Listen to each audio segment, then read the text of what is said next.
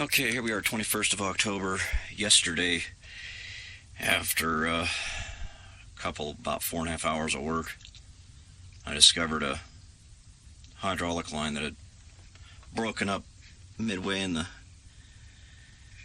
twisting area of the house, and I went ahead and had it replaced. I pulled it out last night and just let the tank bleed out because I didn't want to have to take 2 trips to come up here and replace this thing, so I just pulled it off, wrapped the chain around the old line and just pulled it out from here. But I don't know if you can see this or not, but there's a 90-degree fitting in there. Barely can see it, not that one. Where'd it go? It's just behind that big one. But it was a bitch to get to. Relentless. It was very difficult to get that in there and get it threaded down.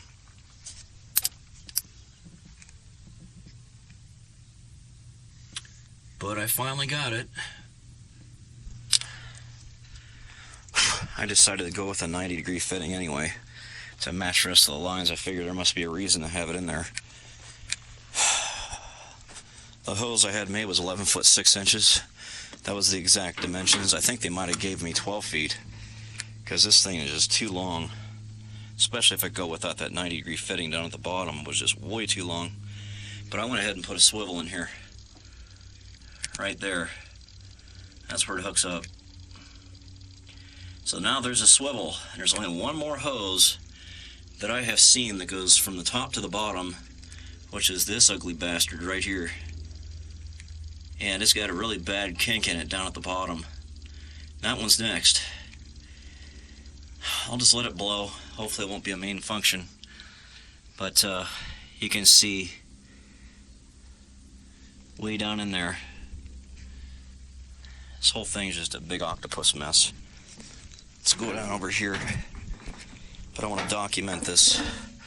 This hose right there, the one that's kind of a kink in it, a crank, that right there is getting to the point where it's ready to break from twisting around. And for the life of me, I don't understand how these 2 hoses, the one I replaced plus that one, is running from the top to the bottom along with the throttle cable without a swivel.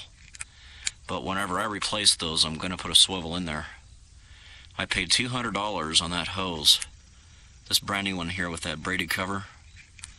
They wanted to charge me $350+ on that thing.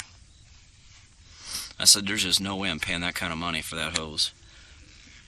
I paid $6 a foot for Parker Weatherhead hose down at Topline Industrial down here in Temecula. For another hose that went bad down in here, that went to the back oil cooler. I remember replacing that one back in May. And that one was about $102 total. And that was 10 foot. But yeah, they were just trying to take advantage of me. And when they saw my receipt, I ended up getting a bunch of free fittings, plug caps, and plugs and caps, 2 pairs of those, and then they gave me a 90-degree fitting as well for free. And now actually you can see that fitting from here, the one I installed. There it is right there. Again, like I said, I ran the 90-degree fitting just to take up some slack on that hose, to make it run down along with the rest. But it follows pretty much the same path as the throttle cable, and then goes up around that return line over top of it. And it doesn't look like it lost all that much fluid. Kind of disappointed because I wanted to get rid of some of this fluid and change it out. But I'm going to start it up, see what we got. But this whole thing needs to be washed down. I'm going to try to do that today. So I guess I'll just have to wait for that other hose to go bad. And as long as I get in here and kind of shield these hoses, put some extra shielding on them, it might make a big difference. So this metal stuff here isn't the greatest because it just kind of gets in between. That's the return line right there, and it kind of gets in between that edge. This machine's got a couple downsides to it. It's that edge there's got to be cut out or ground down, eventually just kind of wearing down. on the main frame, and we need more swivels in here on these hoses. Just one more. We'll just improve it as it goes bad. I've got a couple lines in here that are just a little too long. This swivel here's been working really well. And then my case drain line here is getting all messed up. But it has a swivel on it as well, right there. But as you can see, it's getting pretty deteriorated pretty good. And that line's really cheap to replace. But anyway, as you can imagine, that line I just replaced was a bitch, capital B. Anyway, I'm going to crank this thing up, check the actual fluid level, then I'm going to run up here and try to get some water out of this quail guzzler, come back and douse this thing off.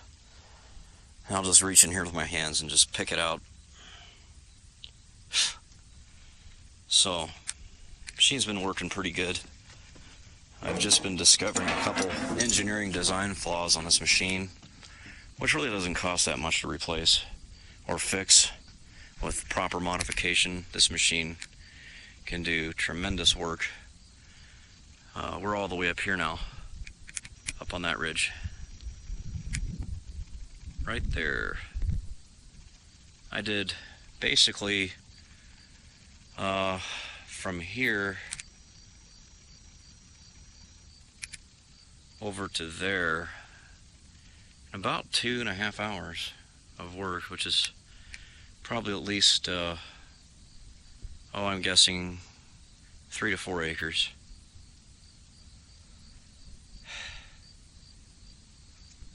Actually from there over, so it's probably more like 3 acres.